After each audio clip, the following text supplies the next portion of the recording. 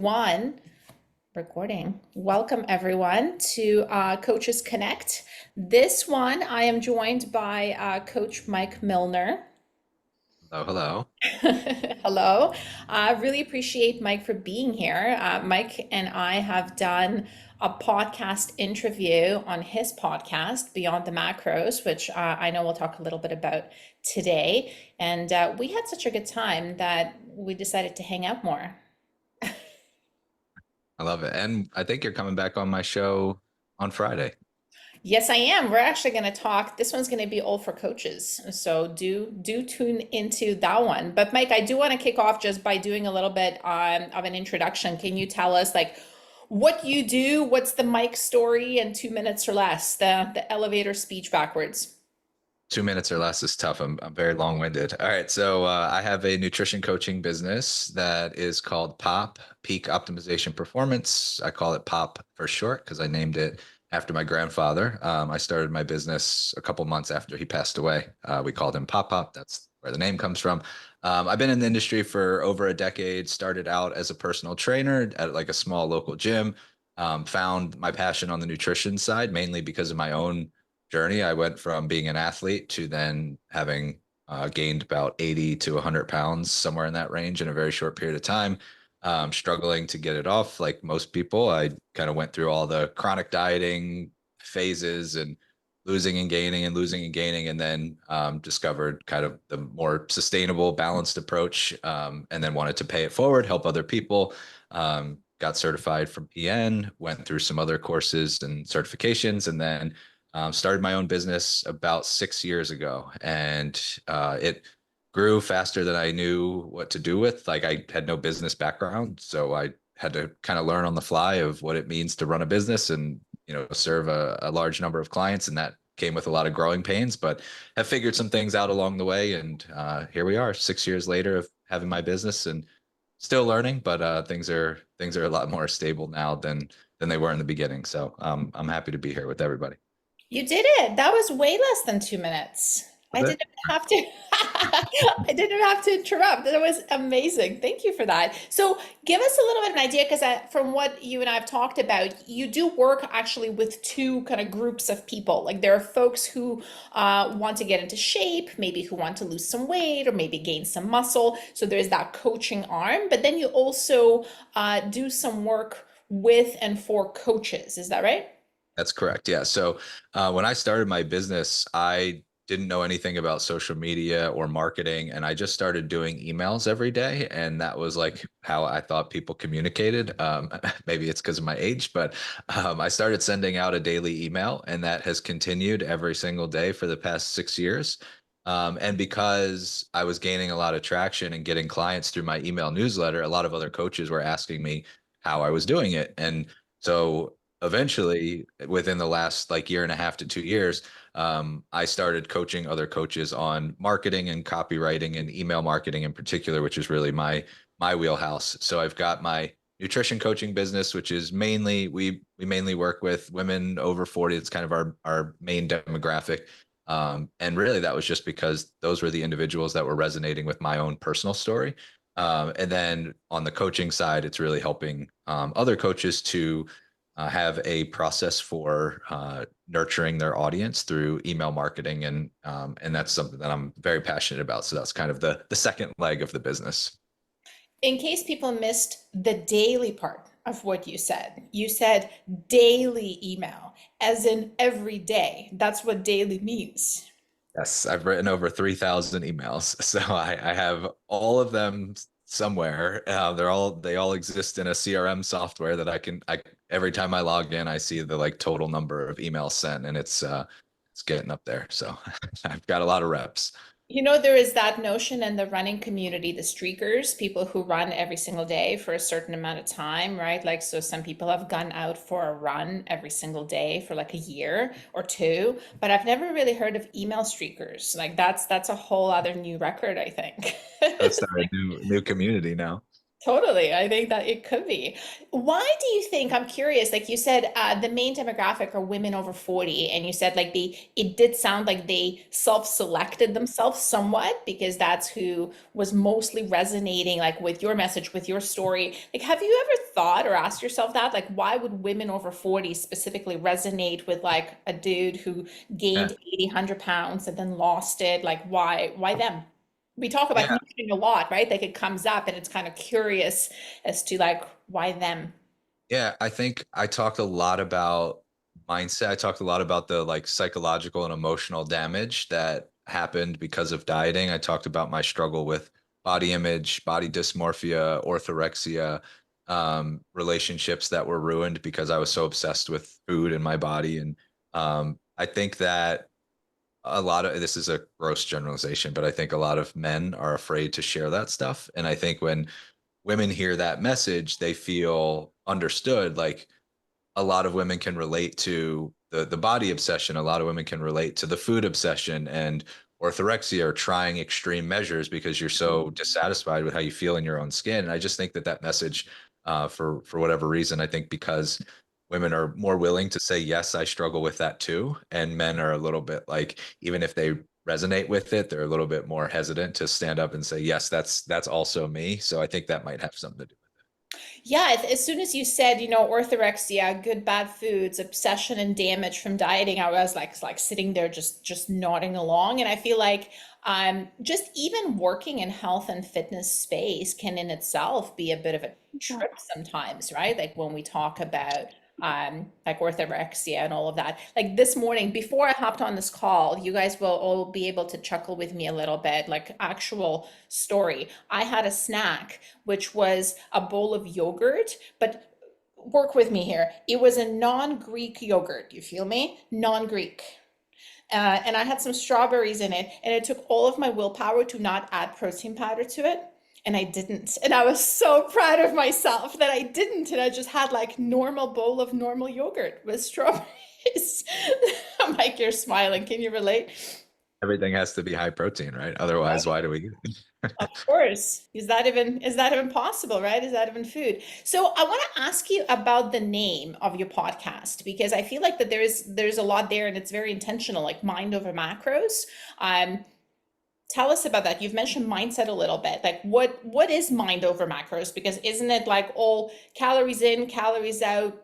It's macros. What Yeah. could possibly be over macros? So I got a crash course on macro tracking when I first decided I wanted to be a nutrition coach. I started working for another company that was purely macro based, and they had tens of thousands of customers, and it was a great experience because I got to see so many different data points and like really was like thrown into the deep end when it came to coaching. But what I noticed was that the coaching was just, did you hit your macros? Yes or no?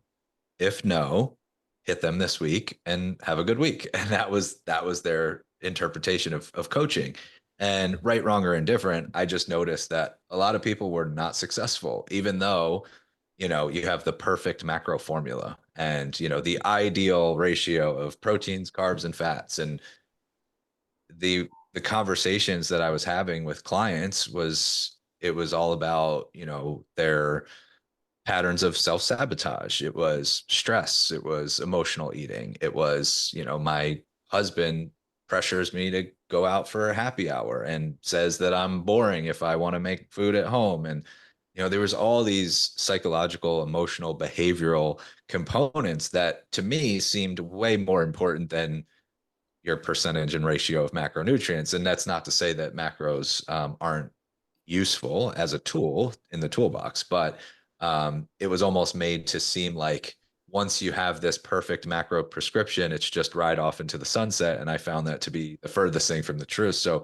I started talking more about, why can't you stay consistent? If you do have the perfect plan, like what are these self-sabotaging behaviors that keep getting in the way? And talking more about identity and belief and some of the environmental and behavioral and emotional and stress variables that get in the way of consistency. And that was where like mind is kind of encompassing all of those things, mind over macros, meaning if we don't have that piece in place with your self-belief, your identity, those patterns of self-sabotage, if we can't sort through that, then the macro plan is completely irrelevant. And it doesn't matter what your plan is. If you always repeat those same behaviors and patterns that have been keeping you stuck, then we're going to end up in that same negative feedback loop. And so that's really the catalyst of the name, was that there are things that are more important than just what type of calories or macros you're following.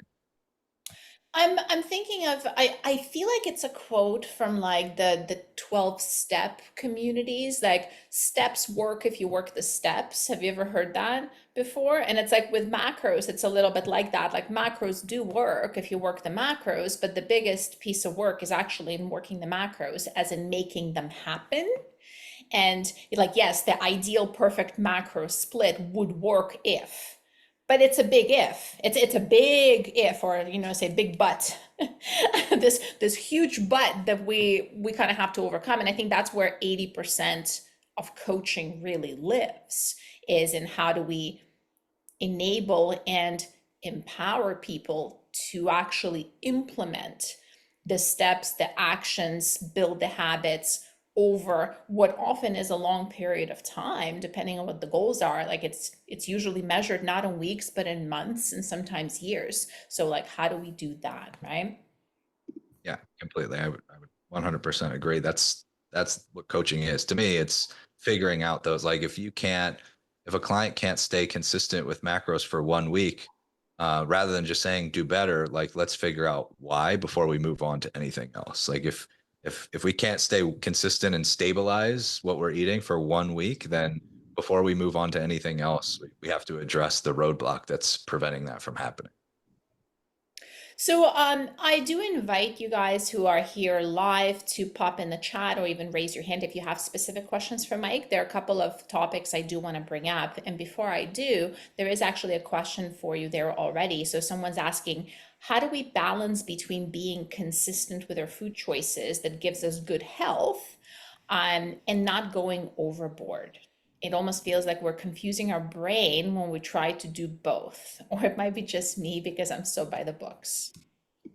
Yeah, I think that's a great question, and the standard answer is it depends, and everybody's going to be a little bit different here. But I think it is important. Like, we use the word balance, so you hear that word thrown around so frequently.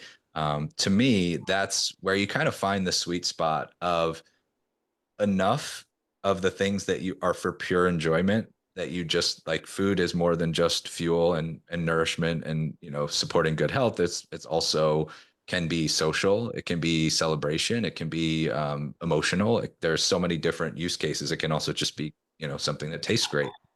So it's finding that balance where you have enough of the things that give you joy just because they, to you, taste really good, versus the things that support your goals. And there's always a sacrifice on one way or the other. Like, we can take this as far as we want, but like, the further that you take your goals to the extreme, the more that you're sacrificing. So somebody who's trying to, step on stage for a bikini competition can't get away with as much when it comes to freedom and flexibility.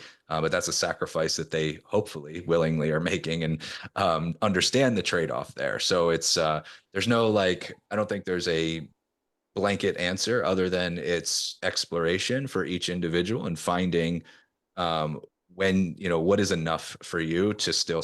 For some clients, it's a daily treat. For some clients, it's a weekly treat, or going out for ice cream with the kids every Saturday. We do pizza as a family every Friday, and things like that are enough to keep them from feeling like they're handcuffed by their diet. But there's still the good health side of things, and within the context of quality behaviors and habits, those treats or things that are just for pure enjoyment fit in nicely to also support health. Because I think sometimes we try to disconnect the two, and we say if we're eating for just taste, then it's not actually for health, but it can be, depending on, my definition of health is also doing the things that we love and being with people that we love. And that experience can also be through food.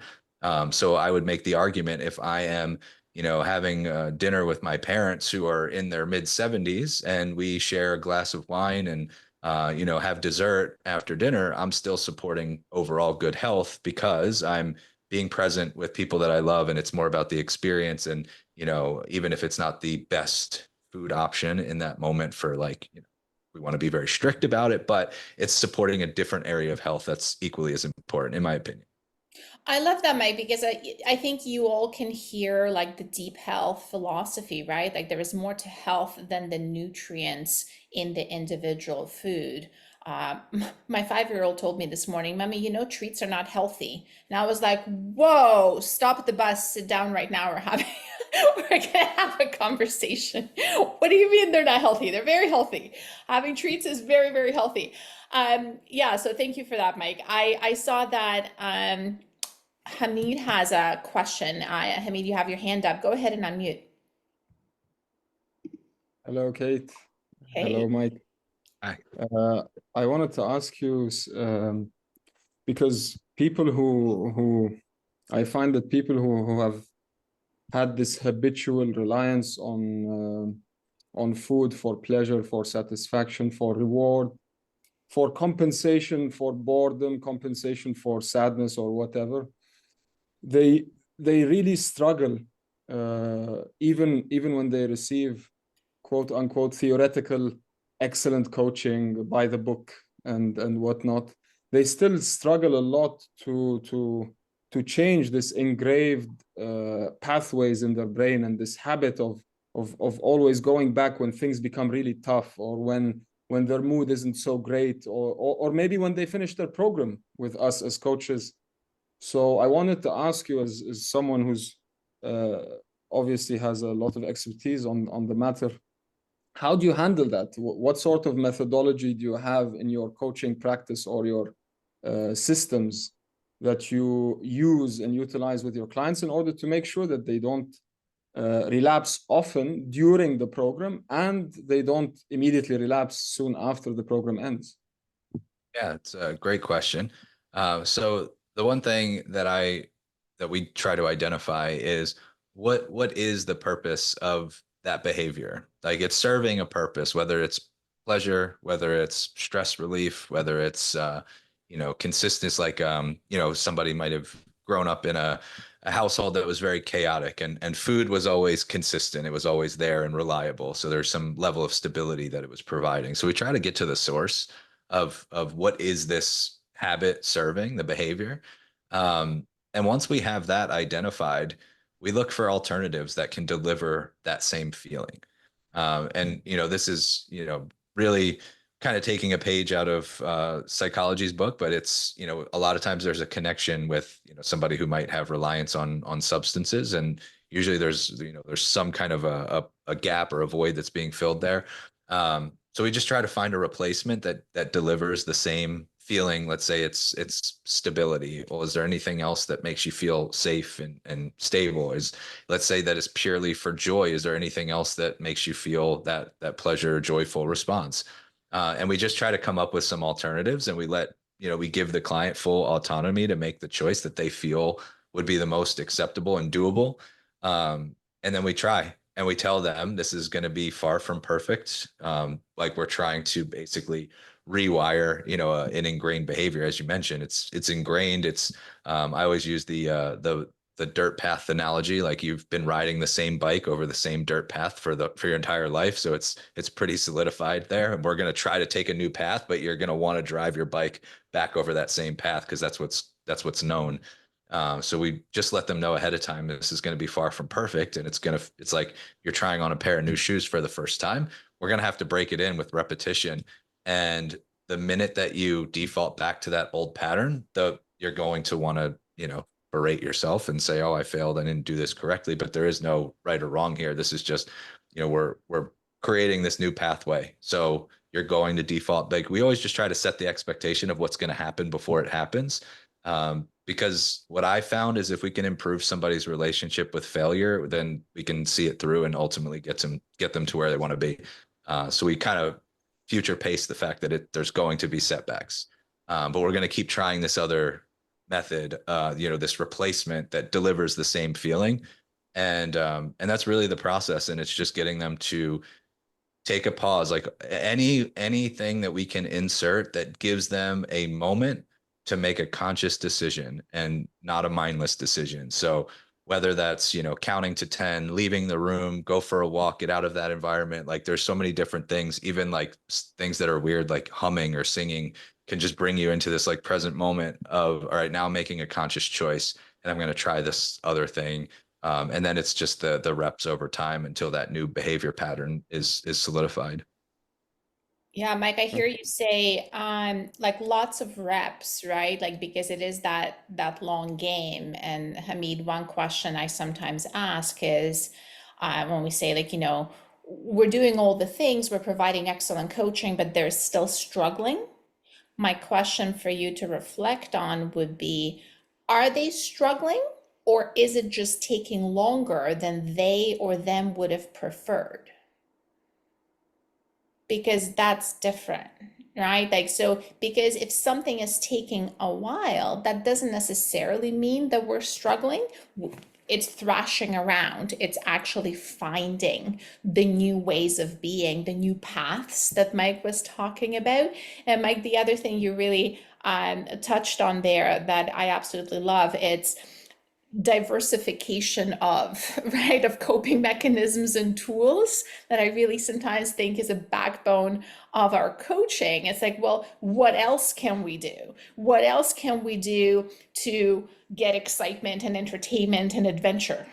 Right? Because if food is your only source of excitement and adventure, I mean, don't quote me, but may I recommend drug, sex, and rock and roll, right? Like there's sort of like we do need to diversify a little bit or a lot.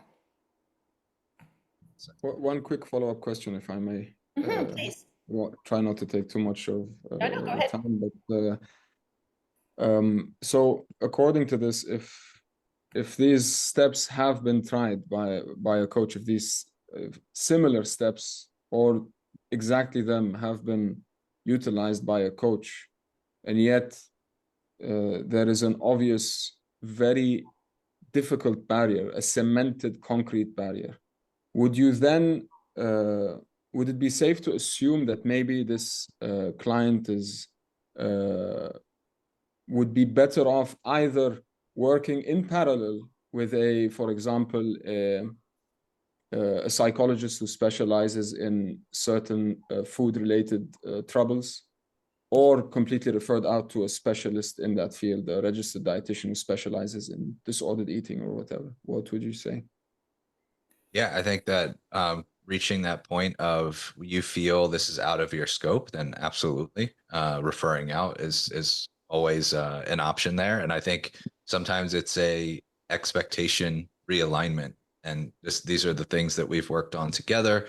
And I can provide a lot of support in these other areas. But if this specific pattern continues, I just want to like kind of realign, make sure we're on the same page with expectations. It is going to make things more challenging with the initial goals you came in wanting to achieve. And it might be a time to seek out additional support in one way or the other that you feel comfortable with. Here are some options that you might want to consider. And then seeing if they're okay continuing with you in conjunction with the other professional, or if it's time to, they want to move on and seek support elsewhere, giving them that choice. Excellent. Thanks, Mike. I appreciate it. Thank you for your question, Hamid. So we actually have another question. Oh, that's a good one from Diana. And she says, my client regularly eats a small portion of chips before going to sleep. She does not overeat, and I don't understand if it's okay from the point of the balanced diet. Oh, Yeah. Mike, you're up. What do you think? So here, that's a perfect example where now I would need like, there's a little more context. Like if you feel like she has really solid habits in terms of her overall nutrition, she sounds like she probably does.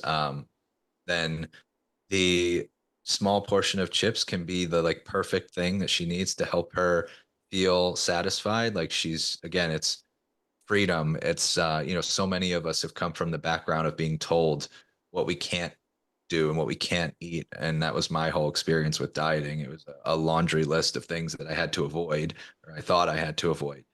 So sometimes just that, oh, I get this little treat at the end of the night, and I'm still able to stay consistent because of it. And I'm still getting in, enough micronutrients, veggies, protein, all the things. Then absolutely, I think that fits really nicely. Those are the things that can make such a huge difference in consistency and just overall feeling like this is more of a lifestyle than it is a diet. And I think that, something like a small portion of chips can be like the exact thing for a certain individual. Yeah, that's such a great response. And I think the other thing that comes up for me sometimes with habits like that is I have to watch my own body and see if I'm reacting to the thing. Because sometimes on the surface, there is actually nothing wrong, but I have all kinds of like feelings and beliefs about what that means. And to make that example a little bit more extreme, I want you all to imagine having a client who used to be a smoker and now is not, but they still smoke one cigarette a day after their workout. Always. That's just the thing that they do. They do their cool down, they do their stretches, and then they go outside and they have a smoke. Doesn't bother them. They're enjoying it. They're saying they don't want to quit. As I say this, I bet there's at least a couple of you here with us that are like, oh my God. Right? And that's kind of one of those things to examine, because in a situation like that, I actually would argue that it's you, it's not them, because they don't have a problem, you do.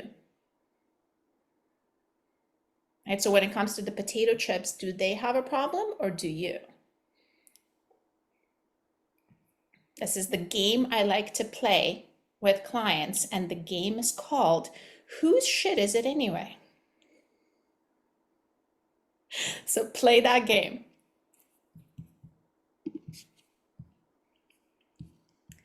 I'm just looking through the chat here. Oh, there we go. I knew we had a question here.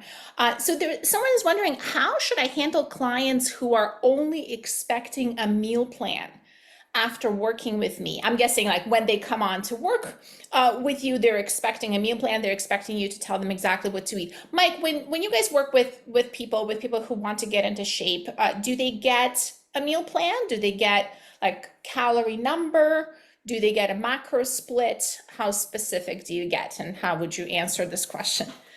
So we do not offer meal plans. We do offer calorie and macro recommendations. We do help with food choices. But that's again, we're helping to facilitate like autonomy of choice and finding foods that make you feel good and work well with your body. And if somebody says, I just want somebody to tell me exactly what to eat every day and send me on my way, um, it's probably not a good fit. It's not somebody that we would typically work with. So I'll ask like more probing questions. And if they still circle back to, no, I just need to be told exactly what to eat every day, then I'll refer out and say that's not. And I explain why. Our goal with coaching is to create self-sufficiency so that you can make these choices for yourself. And having a strict meal plan, number one, there are some issues with legality depending on what your credentials are of prescribing meal plans. So that's one thing to be aware of. But then the other part of that is I want to create self-sufficiency in our clients. I want them to graduate from our coaching program knowing exactly what they need to do for themselves. And my own personal philosophy is that a meal plan doesn't really facilitate that. And so I'll explain that very openly and just tell them that it's probably not a good fit. I think you'll notice this the longer you are in the industry that most successful coaches do not use meal plans. And there's a very good reason for that. Successful coaches do things that work. And if meal plans worked, you would have seen them used way more than they're used, right? But at the end of the day, you kind of observe what works and what doesn't, right? As Mike was saying in the beginning, it's like I've seen simply slapping a macro split in front of someone just doesn't work. So that's not what we do. We go way beyond that. And I think the meal plans kind of have that same vibe to them. But I also would suggest looking at setting expectations. So Jennifer mentioned in the chat, like setting expectations at the intake, because I know that if someone came to me or Mike and asked for a meal plan, with me specifically, it would be one of two reasons that they're asking me that. One, they're not paying attention, like at all. Like somebody just gave them my name and they just reached out blindly, right? Like asking, and that happens sometimes. That's okay. That's where we get a conversation going and decide it's not a good fit. But I think that the other important thing to look at, if they're asking me for a meal plan, I have to kind of ask myself, am I being clear? Like in the way that I'm showing up, is there like a mismatch in terms of like what I'm talking about? Because I think it'd be weird if all we talked about on social media and elsewhere are macros and sticking to macros and, you know, specific meal plans, and the client comes to us and like, oh, I don't do meal plans or macros. It's like, well, that's confusing, right? Like that is not consistent.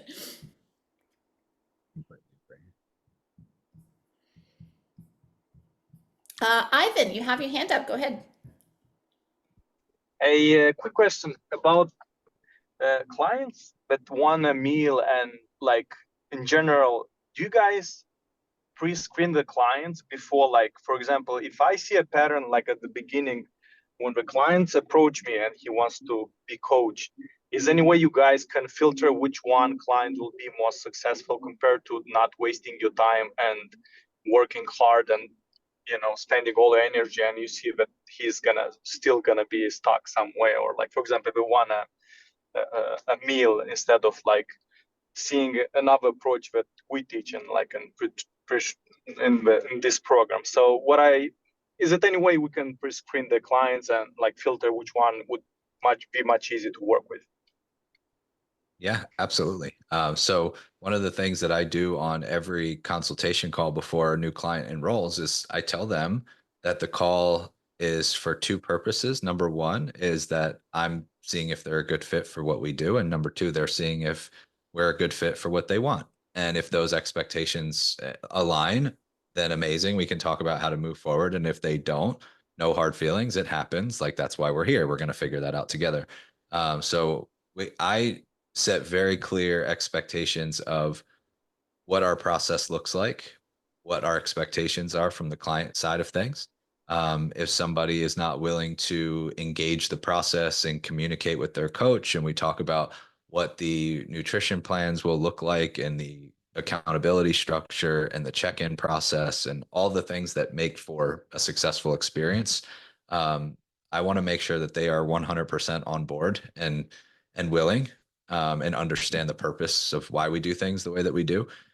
It's not a perfect system because we still have people, you know, every once in a while that aren't a good fit that we end up working with and learn later on that they weren't a good fit. But when I first started my business, this happened very frequently because I just wanted to work with everybody who would, you know, agree to sign up. But then I've kind of evolved over the years, and now it's significantly better. I would say 99% of the clients that we onboard, they're amazing clients who understand, like, it just creates a better experience, better expectations.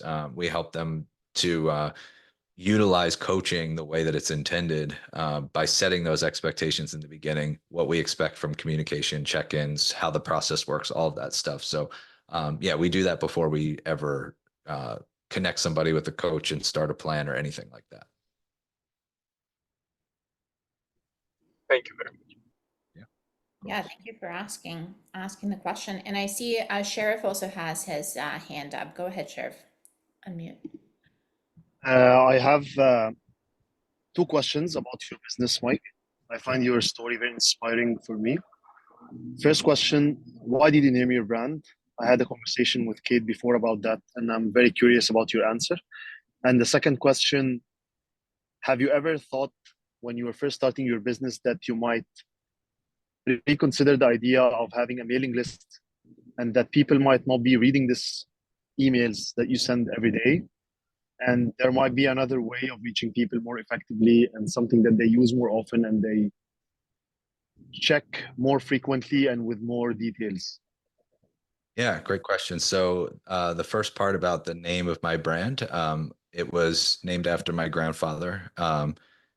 We called him Pop Up. So I knew I wanted the acronym for my business to be POP, P-O-P.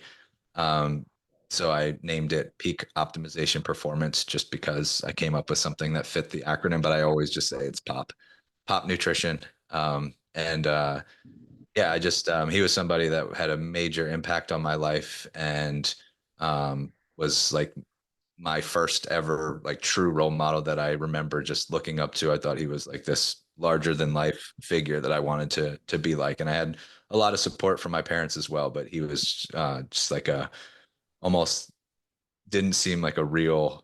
He was like this almost like a mythical creature to me. So I wanted to have a similar impact that he had on the world, and that was where the brand came from. In terms of email, in the beginning, it was out of just what I thought I was supposed to be doing because I didn't have any background with like social media or marketing or anything like that. And then it worked and it kept working. And then almost every client, when I would have like a coaching application, it would say, "Where did you hear about me?" They would say, "I read your emails." But the nice part is I have data from my whole email as it's continued to grow over. Like I started with 0 emails and now I have 50,000.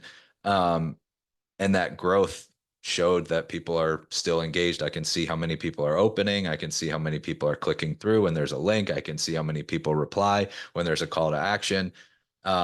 Is there a channel that is more beneficial from a marketing perspective? Well, there's a lot of data that shows email has the highest ROI across the board from any marketing channel, and that customers rank email as their preferred method of communication when it comes to businesses that they support. So I still look at the overall data, but I also look at my own data that says my customers like it, my audience likes it, my clients like it, and it's been a consistent source of leads and new clients. So a lot of times when it comes to business, I found that coaches change what's working way too frequently. They're like, well, I was doing this thing a year ago and it was great. And then I stopped doing it. I was like, well, why? I was like, oh, well, because some person told me that this other thing was more effective. It's like, well, maybe that was more effective for them, but you found what works for you. Why don't we do it with like, don't stop what's working. So for me, it's consistently been effective. Same thing with my podcast. That's probably like my second best source of leads and new clients. So is there a better channel to communicate? Maybe, but I know that podcasting works for me. I know that email works for me. So those are two areas that I put a lot of my time and energy. Yeah, Mike, I'll call out that Yeah. both of these are actually long form content, right? Like both email and podcast, they are these like more intimate conversations, really, like more in-depth conversations. I do want to ask a follow-up question here because I think some folks might be wondering, if email is your primary way of getting leads, and clients, and that has been that way pretty much from the very beginning. How do people find the email itself, right? Yeah. Because it's it's probably not displayed like on a poster in Times Square. So how would they find it? How would they subscribe? So what was cool is in the very beginning, it was people were just sharing them and I didn't know how I was getting the subscribers, but then I would ask new people and I would be like, because when you have a list of like 10 people, it's really easy to manage. And so then I would see like, oh, I got 3 new subscribers. And then I would message them and be like, how did you get on this email list? And they'd be like, oh, my friend Susie forwarded me your email and I could subscribe right on, so it was like through my CRM that there was a opt-in page. And then I was like, oh, I should put one of those opt-in pages on my website. So that was like the next step. And then I started creating resources that I could offer in exchange for an email address. So like a lead magnet. And really I just tried to look at it as what are the like little problems that my ideal clients are facing and can I solve that with a resource? And that would be a way for people to opt in, say like, I want this high protein recipe cheat sheet or whatever it is and get them to opt into the email address. And then I started getting a little bit more creative with doing some like virtual events, doing some workshops with other people to leverage partnerships and other people's audiences, which was one of the most effective strategies. If I can go in to another Facebook community, if I can go in on somebody else's podcast, if I can do a IG live with somebody, or, you know, something where I'm leveraging their audience, and then I can give them something of value to opt into my email. That's kind of how the growth picked up pretty rapidly, was just doing things like that. Partnerships have been, even when I started to transition and help more coaches. So I was kind of starting from scratch with a brand new audience. I built up pretty quickly because of partnerships and, you know, finding people who had a large coach audience, and then being able to add value and talk about my email marketing strategies and why it's so effective. And then, you know, I can say, if you want a, you know, quick, like 9-word email that will get a bunch of replies to your list, I have that resource. Or if you want 100 different subject lines that work really well to increase your open rates on email, I can give you a resource like that. So I was just collecting emails that way. So I've done it on both legs of the business, and it's been that's been the most effective strategy that I found. And Mike, someone's wondering, a follow-up question. Can you remember, like, I loved how you described like what a lead magnet is, because essentially it's, how do I solve little problems that my potential clients have frequently with a resource? Can you think of like 2 or 3 examples going like all the way back? What were some of the lead magnets you've created? Yeah. So I did the protein recipe.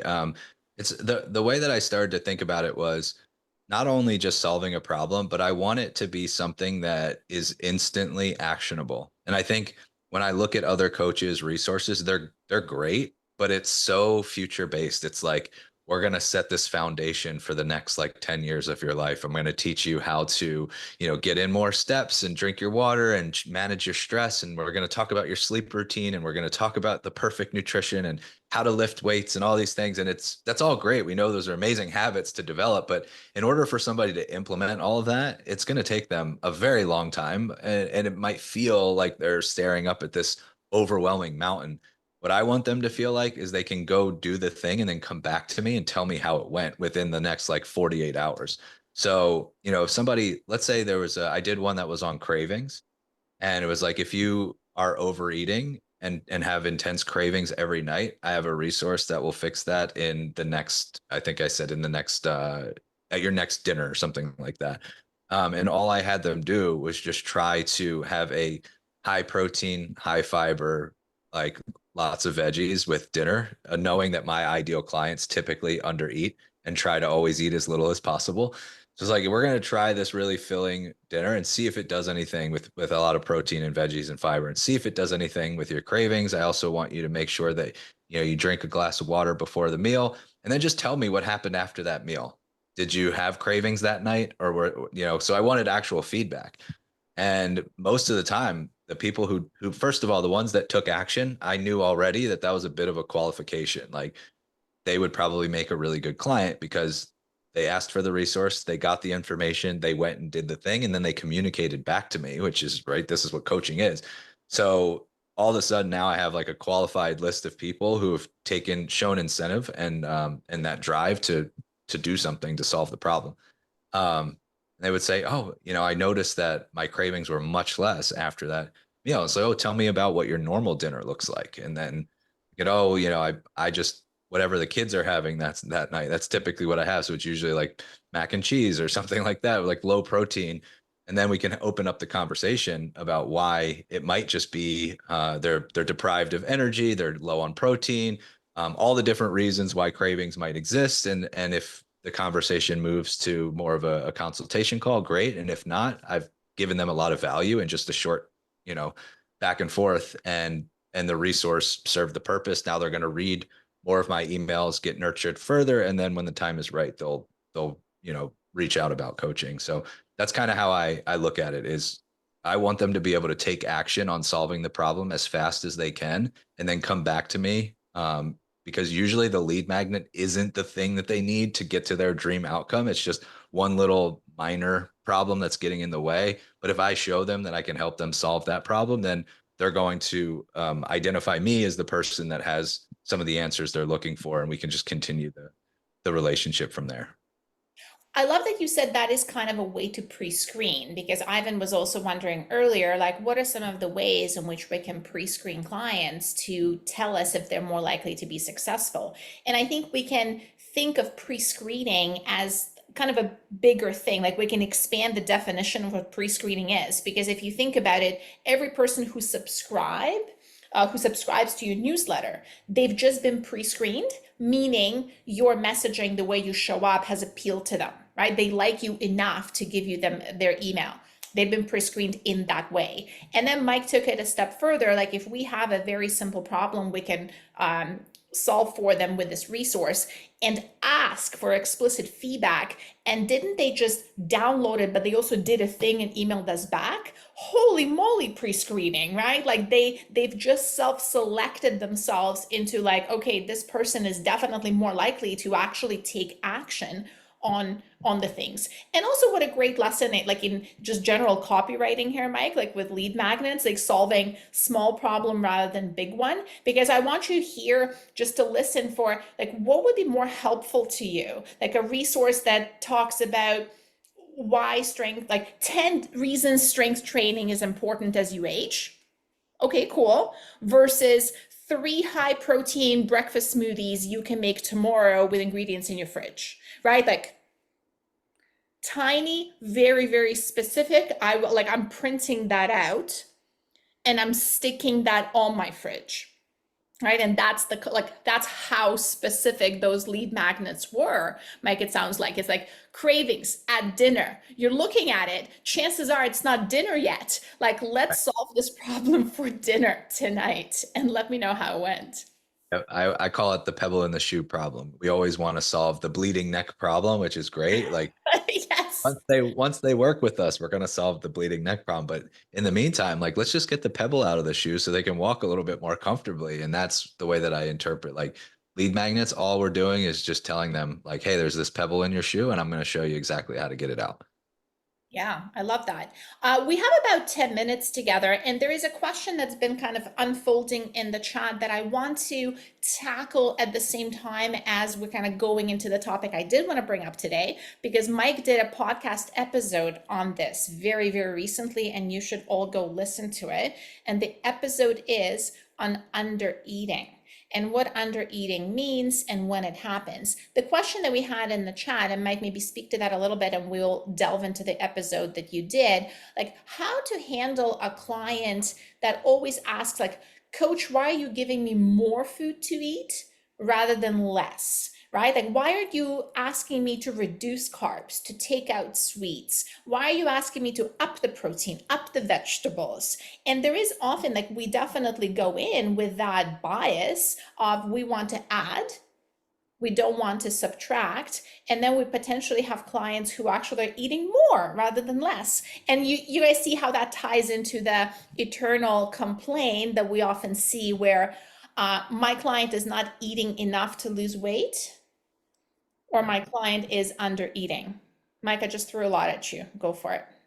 So I'm going to start with the client who's asking, why are you telling me to eat more when my goal is weight loss? Very common. Great question. So a lot of times I find that coaches want to jump into the education. It's like, oh, this is my time to shine. I'm going to explain all about metabolic health and all these things and show them how much I know. What I would prefer is that we ask them the question and ideally have them come to the conclusion and the answer on their own. So a good follow-up question would be, I'm curious, have you tried reducing your intake in the past? Have you done other programs that were asking you to, reduce calories, reduce your carbs? And what was that experience like? And most of the time, they already have tried things like that, and we can reflect on why those things didn't work. Well, what did you notice? Why weren't you able to stay consistent? Well, I would reach this tipping point and then I would binge, and the weekends were always out of control. Like, well, is there any chance that those things were connected, that because you were trying to eat so little that you ended up overindulging every weekend? And like, yeah, that's possible. So I would then ask them the question, well, why don't you tell me why you think I'm asking you to eat more? And hopefully they can connect those dots of, well, I'm thinking that maybe if I'm eating more, that I'll be more consistent and I won't overindulge. And now we can, so really it's leading questions. And ultimately, it's way more powerful for them to answer the question themselves than for you to just say, here's all the thing. And then once we've got them to answer it on their own, now they're so much more receptive to the coach speak, where we can say, here are all the things, we can show them how much we know. But now they're in a place where their belief has already shifted, because we know if somebody is resisting that belief, then no matter what we say, we can give them all the evidence, we can send them all the research we want, but they're going to hold on to that belief. So once we get them to come to their own conclusion, now they're so much more receptive to the coach speak in terms of here's why this can be really effective for you. Here's some of the reasons behind this decision and all the things that we're hoping to see based off of this. And now you're going to have a much better outcome with the client feeling like this, that they're steering the ship instead of just being told. And that to me is really where like the magic of coaching comes into play. Sorry, now I forget the follow-up questions. We were going to lead into undereating because I know this was something that you've talked about recently, and I know that comes up a lot as well. It's like, so when are we or our clients undereating and under not eating enough to lose weight, I think is another way that comes up. And I know that the recent podcast episode, I'm going to share that with folks, where you were talking like some of the scenarios that are super common when it comes to undereating, and also how you go about fixing them. Yes. Yeah. So in my experience, there are some of like the really common situations that occur, which is where it feels like we're under eating because we're always trying to undereat, but the actual consumption of food is much higher than it maybe needs to be. So an example of that is I barely eat anything during the day. I don't even, I have coffee, I go right to work, then I just grab something quick like a yogurt or a cheese stick and and then, I have dinner with my family, but like I barely eat all day. And then they're, grabbing chips out of the cabinet at night or the cookies or whatever, then there's that like lack of control that hits at the end of the day. It feels like you're really under eating, but we know how quickly those calories can add up when there's like the mindless snacking and their bodies are just energy deprived. And at that point, and we reach, at the end of the day, willpower is a bit lower and they reach that tipping point. Similarly, that can happen where it's all week. This was like, I was the king of the weekend warrior. Like it's super strict Monday through Friday until like 5 o'clock on Friday would roll around. And then it would just be one little food that I deemed off limits. And then the wheels would come flying off, the rest of the weekend and pick back up on Monday. And I would be super strict Monday through Friday. In my mind, I was under eating, but the weekends were, significantly outdoing anything that I was doing during the week. So that's another common scenario. Then there's the kind of the all in or all out where somebody's like super strict on a diet for like 90 days and then they go off the rails, go on a vacation. They have like the one weekend that nothing could be, everything was out of control. And then that just spirals into a number of weeks of overindulging and not really paying attention to anything.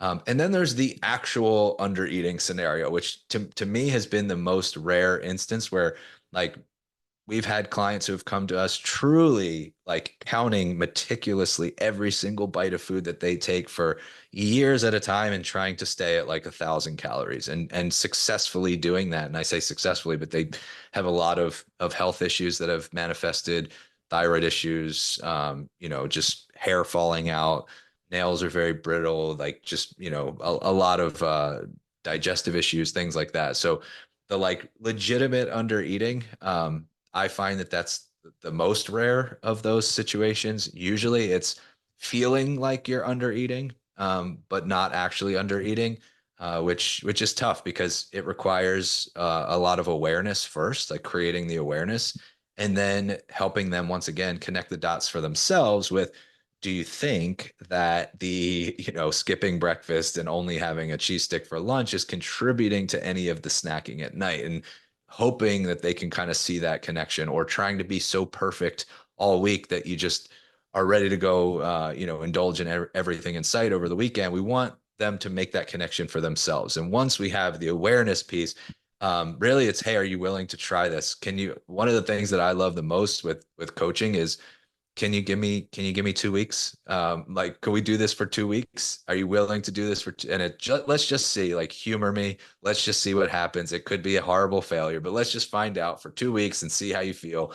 And like, we're going to eat breakfast every day. We're going to have some high protein, but all the things. And then, once they start doing it, they're like, oh, I actually I haven't snacked in 2 weeks. So like, let's keep going. I feel so much better. So we want them to come to their own conclusion, but that's one thing that I'll utilize frequently is give me a week, give me 2 weeks. But usually we start with 2. Like, I don't know, then we'll go, all right, can we do 7 days? And that's usually enough to get the process started. Yeah, and I think Christina was asking, like, how do they know they're under eating? Like, is there any data here? And I'm thinking of a couple of scenarios, Mike, that we would look at, and let me know if I'm missing anything here. Like, I'm thinking of, like, I always ask, okay, I think my client is under eating. Okay, are they experiencing gradual unwanted weight loss over time? Right? Like, that might be one of the signs. Or the other one, are they starting out underweight with hair loss, energy issues, and their weight is stable and has been stable for a while, but significantly underweight, where they're feeling weak, they're feeling fatigued, they're feeling lethargic.